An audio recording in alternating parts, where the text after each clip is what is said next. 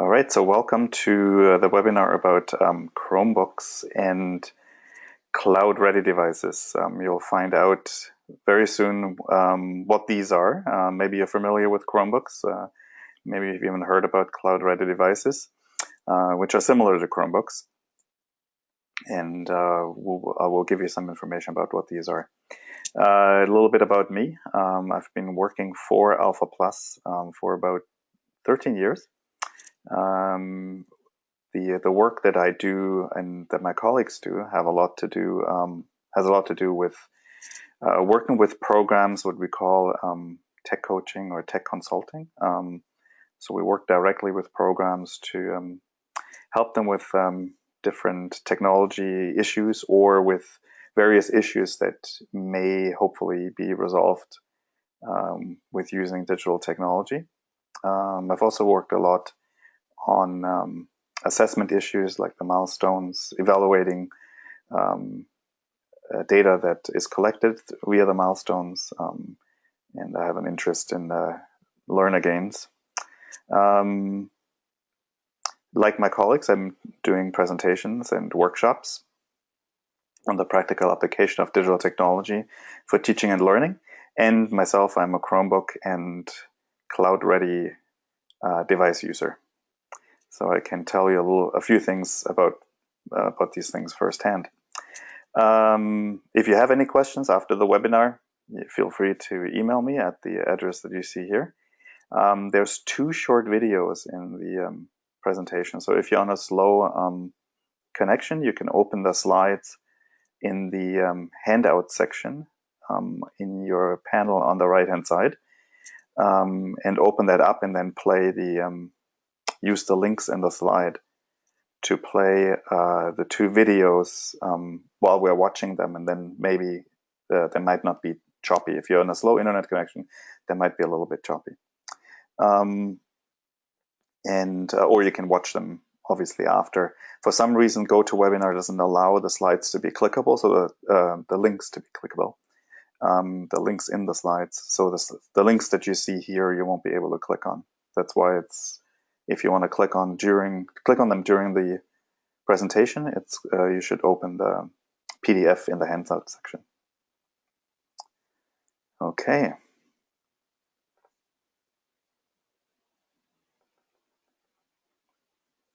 All right. So a little overview.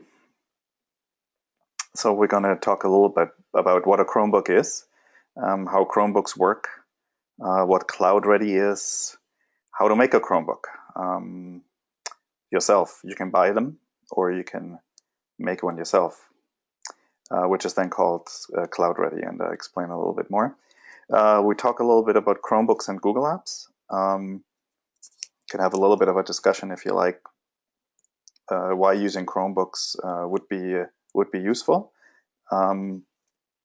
And then we'll talk a little bit about strategies to get old laptops that you can turn into Chromebooks. So we talk about the Chromium CloudReady project, and I'll share a list of resources with you to get going.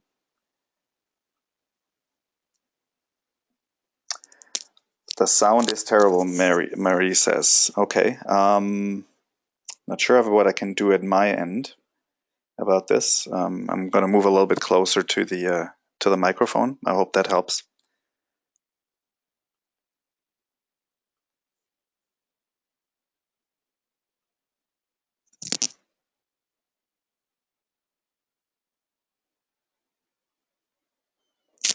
Okay, so let's just have a look at this short video. It's a little bit under 2 minutes, and like I said, if you find it choppy, you can either watch it after or follow along in the handouts.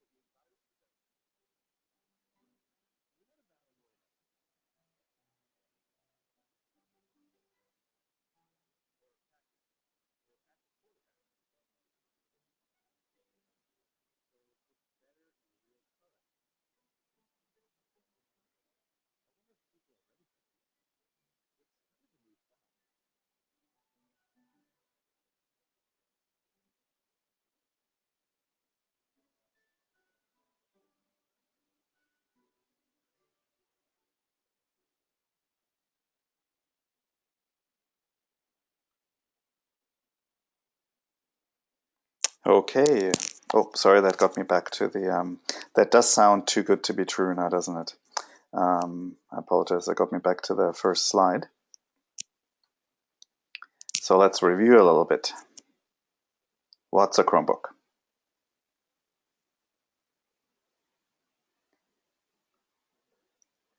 So Chromebooks, in essence, are laptops that run an operating system called Chrome operating system, Chrome OS. Chrome operating system is a little bit like Windows, or if you're familiar with the Mac operating system or other operating systems. But it's a little bit of an operating system that works very much integrated with the Chrome browser, and you'll hear a little bit more about that. It's used primarily while connected to the internet. It's faster because it uses less memory for processing. So the Chrome OS is a much smaller operating system than Windows. So one of the reasons why computers over time get slower and slower, especially laptops who don't have a lot of memory, is because Windows is very big, and with the updates, it gets bigger with every update and takes up a lot of memory. Chromebooks use cloud-based storage for almost all files, so they don't save files on the laptop itself. They save it in the cloud, so on servers of computers somewhere else, and it uses the Google apps to do that. It uses the Chrome browser to access any websites.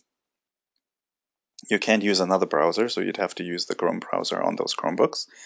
It uses Google Apps, or they're now known as the G Suite, but generally people know them about like Gmail and Google Docs and those kind of apps. Chromebooks have more and more Google apps available offline, so they're designed to be online, but with time there is more and more. There's, I think, 2 already, and they're working on making more and more offline as well, so that you can work offline, and then the next time you go online, it would sync with the backup files in the cloud. There's extensions that you can use with Chrome OS and the Chrome browser. For example, an extension like a screen reader, which is used quite often in literacy programs. There's also Android-based apps that are now being made available on Chromebooks through Chrome extensions or through Chrome apps, which would then mean that they're the same apps that you also can use on your phone or on a tablet. Like the video mentioned, there's no need for virus protection, and it's not possible to download any malware. So that's a big plus, especially if you have computers that are used by a lot of people, that are used by your clients, by your learners, by different instructors, that kind of thing.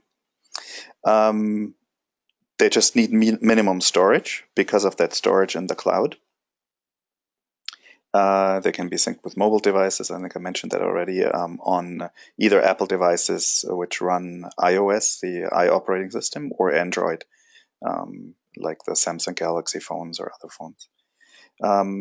And one thing that is important to mention is that separate programs can't be installed on them. So on Chromebooks, you can run anything that's on the web, but you can't download any software or pop it in a CD and install a program. So if that's what you're looking for, then that wouldn't work for you. And the reason for that is, like it says a little bit up there, well, the result of that is also that there's no need for virus protection because it's not possible to download anything on these. So you wouldn't be able to download any viruses or malware either. So there's a few benefits there and a little bit of a disadvantage there because you can't install any separate programs.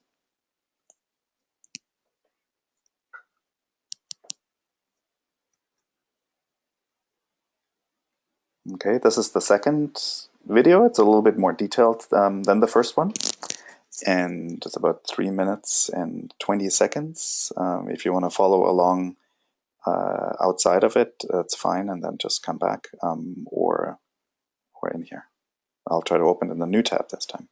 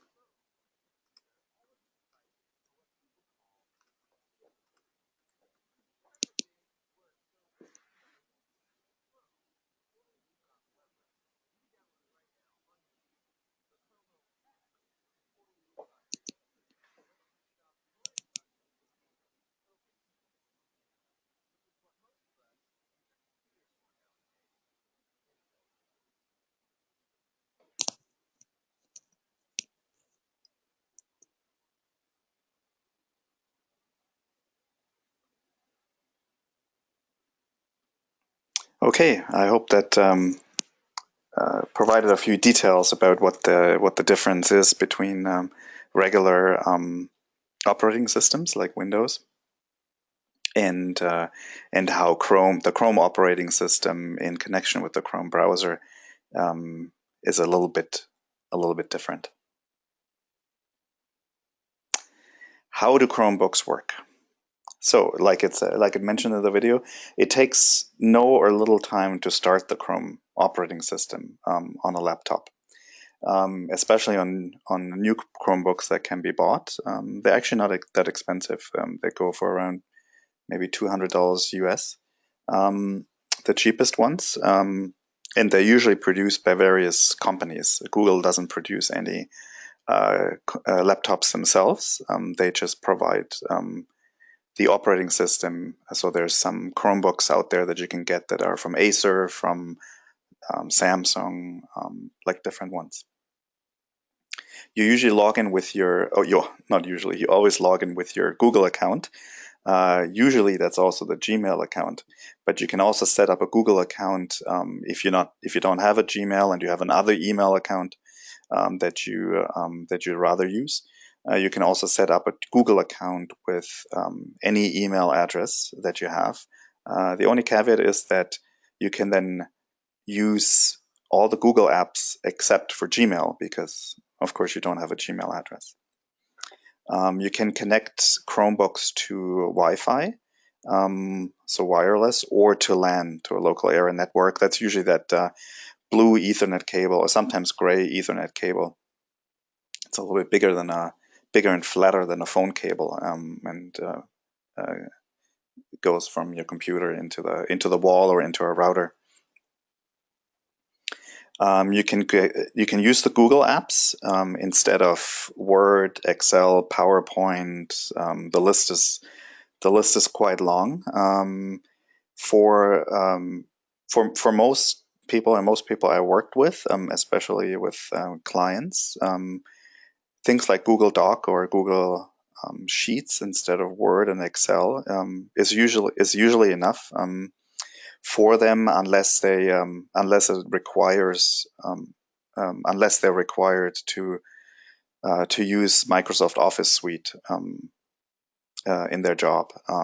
But for regular word processing or budgeting or something like that, sometimes it's even easier because it's a little bit cleaned up. There's not that many options. And what's really great about them is there's no save button. It saves automatically and always backs it up to the cloud.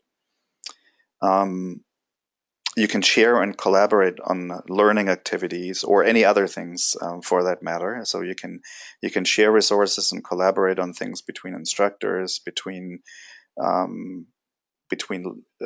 instructors and learners, with a group of learners, what have you.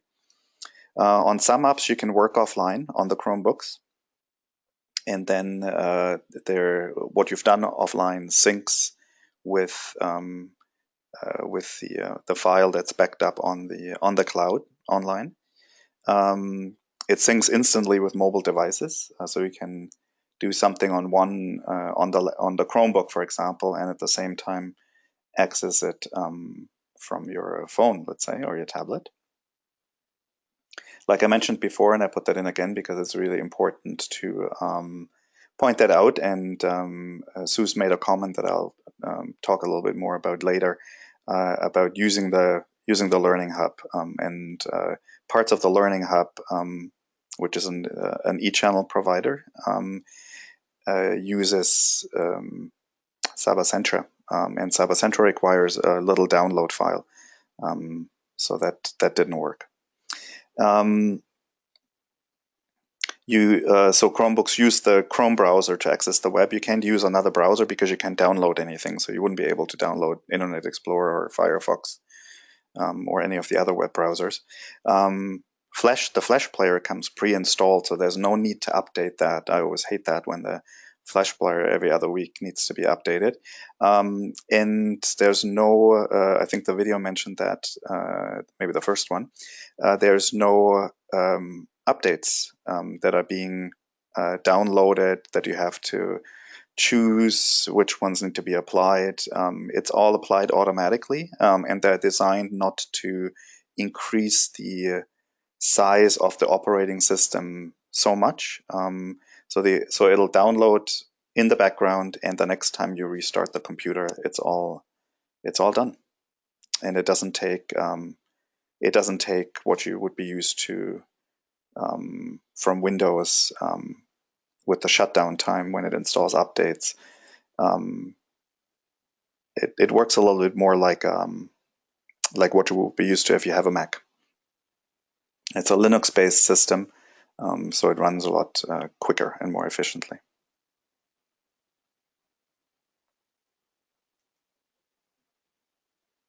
How to make a Chromebook. So making a Chromebook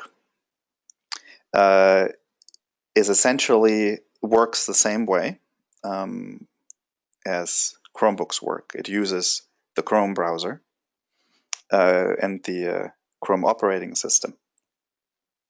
And the reason why that is possible is because Google provides the Chrome operating system free of charge to the development community, and then it's called Chromium OS. So the what they call the open source version of the Chrome operating system, which includes the Chrome browser, is called Chromium operating system, Chromium OS. There's a company in the United States called Neverware that provides it. It would be possible just to, for a developer, it would be possible just to use the Chrome operating system, but you'd have to then every time there's a new version of it, installed a new version, those kind of things. Through that company called Neverware, they provide the updates, so you don't have to worry about anything. The installation happens quite easily. Sometimes there's a snag here or there that you have to figure out, but it's done easily with a USB stick that you can create yourself. At the end, I will give you a link to the resources that like a step-by-step resource that shows you how to do that, and gives you all the instructions. So it's essentially putting in the USB stick and following a few steps. Sometimes there's a few snags, and if that happens, then of course we're here to guide you through it. Access to the internet is required for most apps, so that goes along with the comment I made before about the about some apps have an offline option. You can use them to complete homework assignments. So in some programs have decided to let their students take Chromebooks or CloudReady devices, take them home to complete their homework and bring them back. Some use the social media tools like Hangouts, a Google app called Hangout, to communicate with their learners. Some use it to access the Learning Hub with some restrictions and other e-channel providers. And of course, you can develop a lot of learning activities and do a lot of learning activities around using Google apps like Google Search, Gmail, Google Drive, Google Docs, Google Sheets, Google Slides, Google Maps, and a few other apps. But those are probably the ones that are the most used.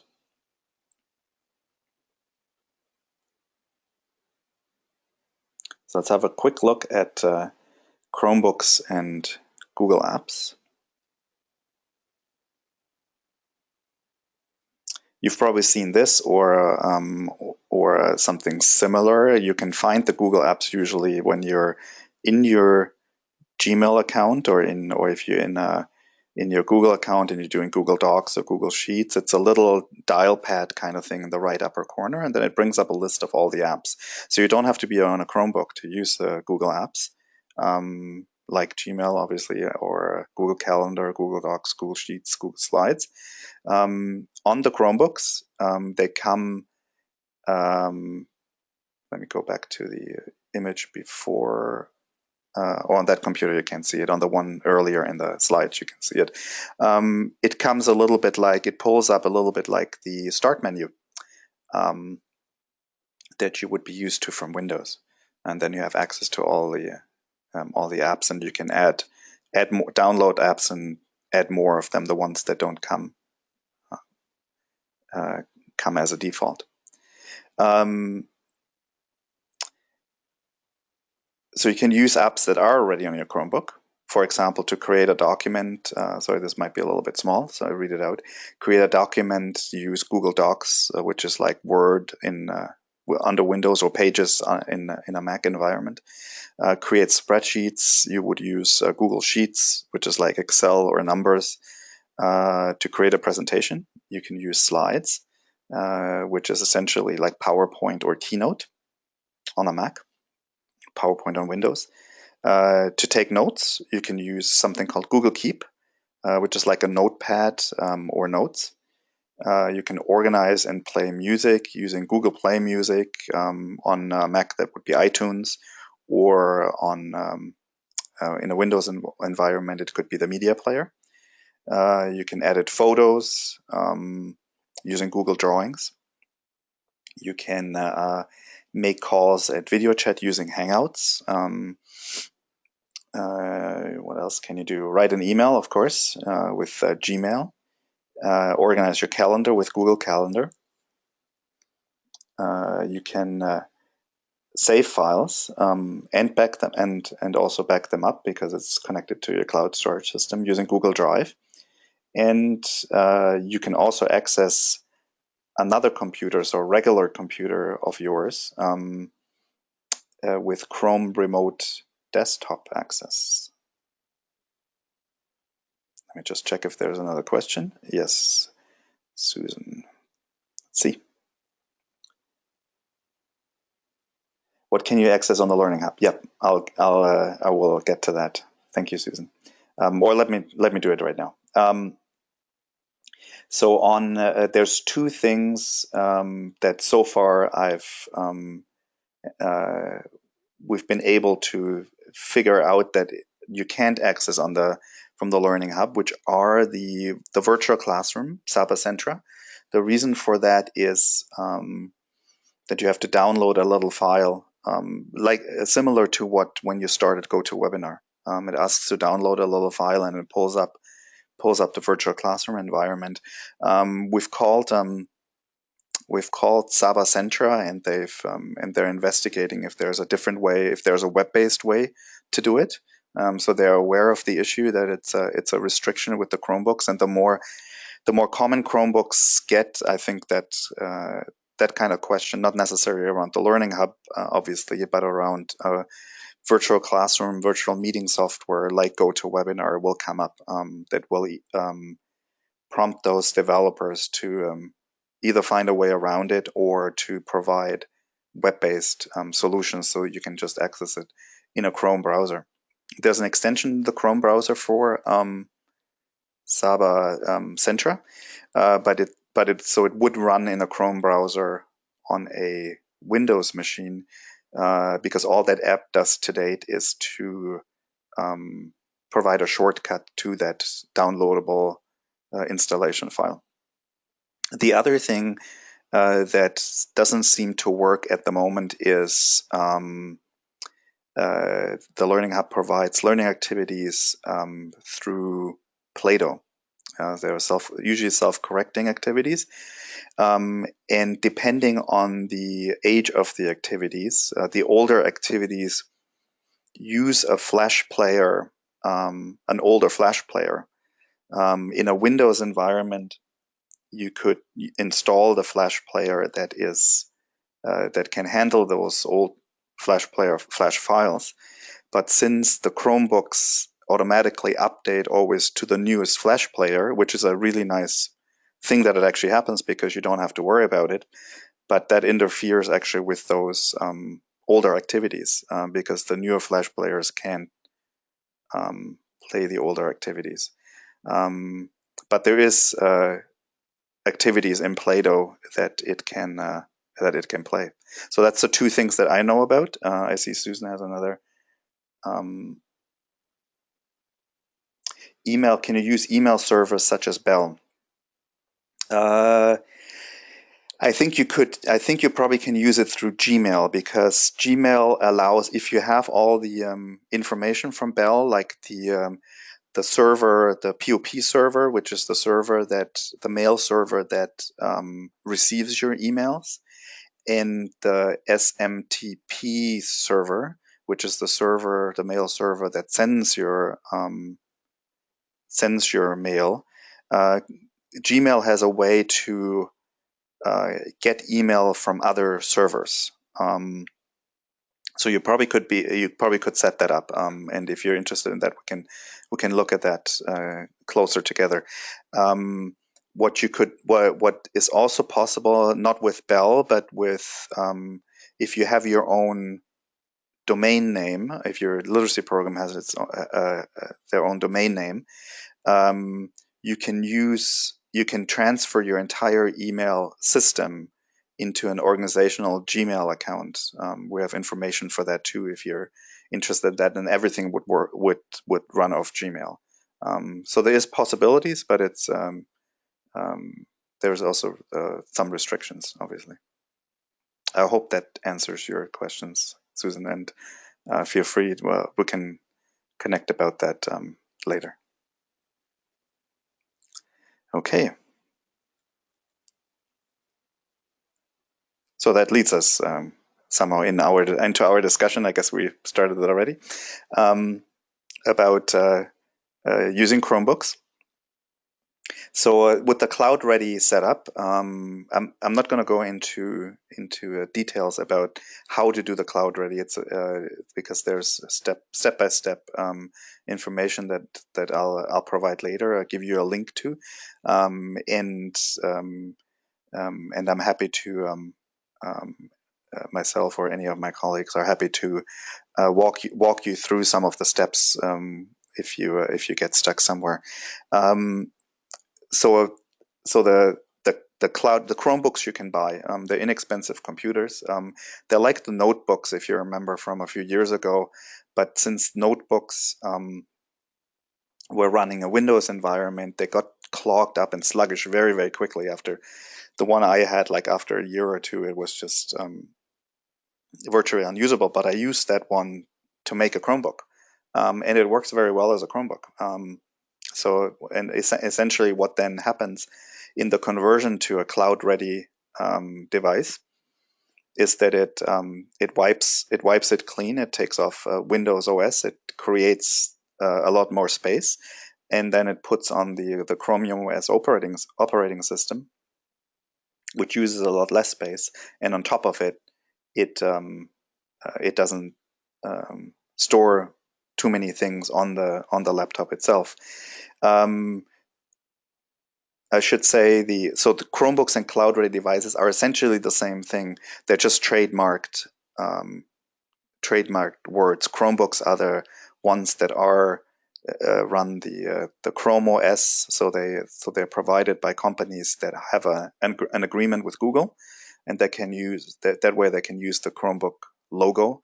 And if you buy them, you'll see on the front, it'll have the Chromebook logo on it. The CloudReady devices is the trademark of the Neverware company that uses the Chromium operating system to provide more or less the same thing at no cost. CloudReady is, of course, they are making money, but they're not making money on those individual conversions which we're using. They also provide organizational solutions to schools and organizations. So that's where they make their money. Also, using Chromebooks has been very good for programs that use deep freeze, because if learners work on a computer that uses deep freeze, after every session, everything is gone. So if they work with Google Apps, they can save it, they can access it from different computers. Of course, you don't need a Chromebook to do that. You can also just use the Chrome browser or even just the Google Apps through another browser. But with the Chromebooks, it all comes integrated.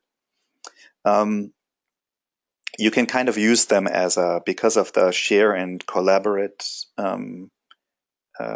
options that Google Apps have. You kind of can create a little network. So especially for small literacy programs that don't have the capacity to run their own internal network, it's proven to be a pretty good solution. It backs up the files automatically, and you can access them on multiple devices. Here I should say it's backup in the sense of that if you lose your computer, or if it breaks, you can log in on another computer and find your file there. So it backs it up in that sense. It doesn't back it up in that sense that it creates another copy. So if the file that you're working on your one computer gets corrupted, it might also get corrupted in the cloud. So it's not a perfect backup solution, but it's a backup solution that works for most people. Yes, and you can share and collaborate on files locally and remotely between instructors, between learners, with learners, or between learners, or with groups of learners. So yes, any other ideas of suggestions? You can use the questions box, or I can give you the microphone, whichever you prefer.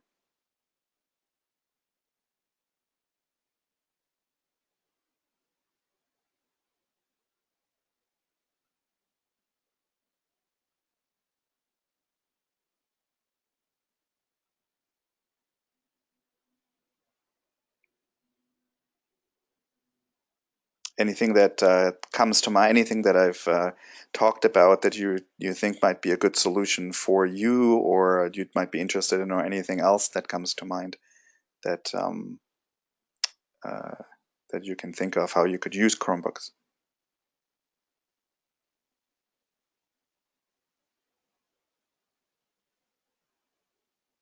That's okay, Angela. If you need to leave, no problem. Thanks for coming.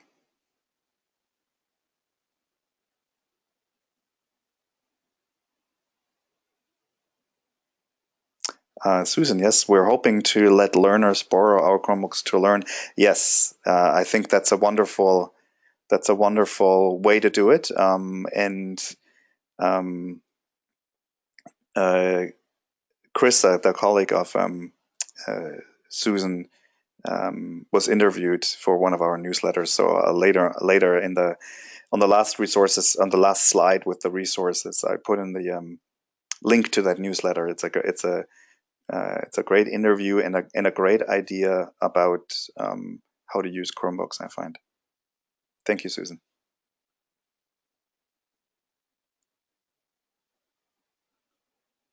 And you converted, yes, you converted a bunch of old laptops to Chromebooks. Yes, and I helped Chris with the first ones, but he did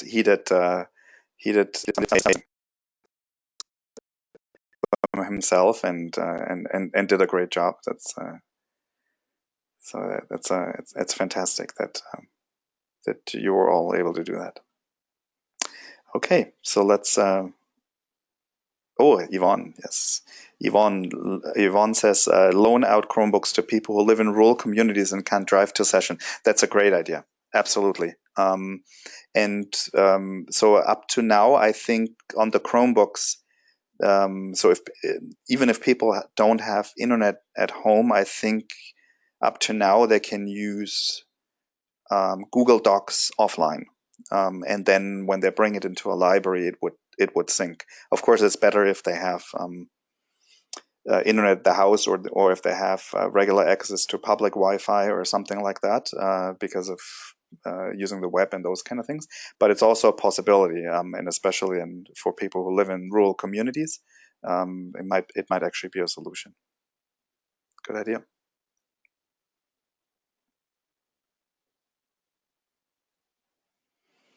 Okay.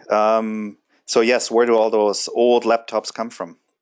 Well, I have some in my desk drawer, like a lot of people probably do. Especially those notebooks. I think they were very popular. So if you ask around and ask people if they have one of those notebooks that got popular like 5, 6 years ago, and then got very sluggish the year 1 or 2 years after, they probably put them somewhere in a drawer. One program, the one that you see here, the Prince Edward Learning Center, did a community drive on their Facebook page to ask the community to bring in old laptops. There's programs like Computers for Schools, that companies that refurbish computers, that you might be able to get laptops from. And most laptops can be converted. Not all of them can, and some run into problems, but most of them have been successful to convert without too many problems. If learners want to bring in, if your clients want to bring in their a laptop, and get that converted, they might be able to get one from a relative or a friend who can give them a laptop again that's been sitting in the drawer for a while, and that way have their own laptops. And a lot of programs, I think, with the infusion of funding so many years ago to buy hardware, they do.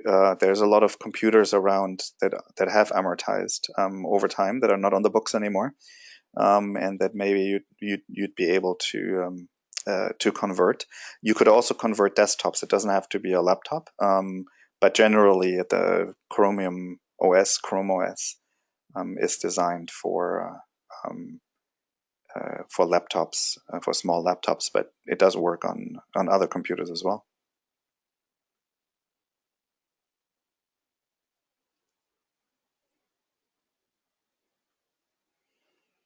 Okay, so this year we had a separate business plan item in our business plan, which we called the Chromium OS CloudReady project. So this year we went out to a few programs. I think, how many altogether? Maybe 20 altogether. Um, help programs to upgrade all the laptops into cloud-ready devices with Chromium OS. We had a few bought Chromebooks that we also were able to provide to programs, and we provided assistance and training for the cloud-ready conversion and the use of Google Apps. In the next year, or I should say, the programs needed to, as part of the project, convert at least one laptop, test and explore how it can be used within the organization with learners, and then provide feedback to us. The project is unfortunately not part of the next year, but of course it'll be part of our IT coaching services and our regular services that we provide to everyone in the LBS field. The project itself allowed myself and my colleagues to learn about Chromium OS and how to do those conversions. So we're better equipped now to help anybody who's interested. Here I put a few resources to get you going, to get more information if you'd like about the Chromebooks, about CloudReady from the Nerver company. I've created a folder in our Alpha Plus Google Drive account that you can access. There's a few resources in there, the step-by-step guides, how to create the USB installer stick that you need, and installation guidelines. There's also a copy of a Google Slides copy of this presentation, and another presentation about Google Apps with a lot of resources, including learning materials, how to use different Google apps in a learning environment. LifeBinders is a good site where you can find all sorts of things, not just about Chromebooks. But if you search for Chromebooks, and the link that you see there is a link that brings up the results about Chromebooks, you can see what resources that other people have put together. LifeBinders is kind of a like your regular folders in your drawer, just online. And then that link to the interview that from the literacy group of Waterloo Region, where Susan and Chris are from, whom I mentioned, that gives you a little bit more detail about one of the programs that participated. And at the end, I would like to ask you, if that's okay, to fill out a little survey. It'll also come to you as a follow-up email, I think, within an hour or something like that to your email. So if you don't want to do it right away, that's fine. I'll open it up, and I'll put the link into the questions box if you want to do it now, which would be great.